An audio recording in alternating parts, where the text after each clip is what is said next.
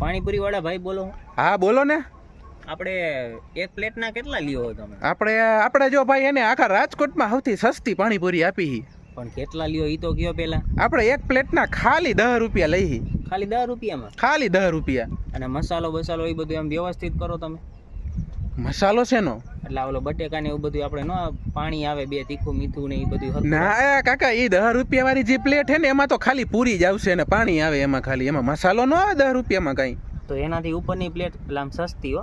એ આપણે 20 રૂપિયા વાળી પ્લેટ છે, એમાં પાણીપુરી આવે, મસાલો આવે, એમાં રેગ્યુલર પાણીપુરી આવે. 20 રૂપિયાની પ્લેટ છે. ડુંગળી ને બધું નાખો એમાં? એ બધું આવી જાય, પણ ડુંગળી નાખવાના આપણે 5 રૂપિયા એક્સ્ટ્રા લઈએ. કાંઈ વાંધો નહીં. અને પૂરી કેટલી આવે એમાં? જો તમે 10 વાળી પ્લેટ કરો ને તો એમાં 3 પૂરી આવે. એ ખાલી પૂરી અને પાણી જ આવશે.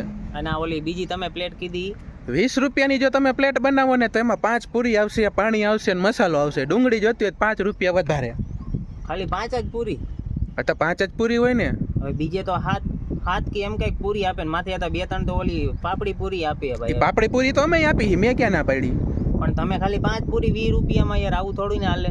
એ તો એમ જ હોય ને કે કમાવા બેઠા કઈ અમે બાવા થોડા બે થાય અહીંયા તમારી વાંહે કઈ. અરે એવી વસ્તુ નથી, મારે વધારે મોટો ઓર્ડર આપવો તો એટલે હું તમને કહું કઈક વ્યાજબી કરી દઉં. કેવડો ઓર્ડર હે તમારો? ભલે તમે 20 રૂપિયા રાખો પણ પૂરી 8 કે 9 રાખશો. ઓર્ડર કેવડો હે? કેટલી પ્લેટ? આપણે હે 35 પ્લેટ ઉપર છે. ના ભાઈ 35 નહીં, 100-200 પ્લેટ હોય ને તો આપણને પોહાય હો, તો રહેવા દો. એવું નથી, પેલા આપણે હું 35 પ્લેટ કરી લઈને તો અમારા ઘરમાં શું છે કે બધા અમે જોઈન્ટ ફેમિલીમાં રહીએ એટલે પેલા અમે બધા ચાખી લઈએ. હાલો નો વિચારીને તમને ફોન કરું. હાલો ભલે. હા.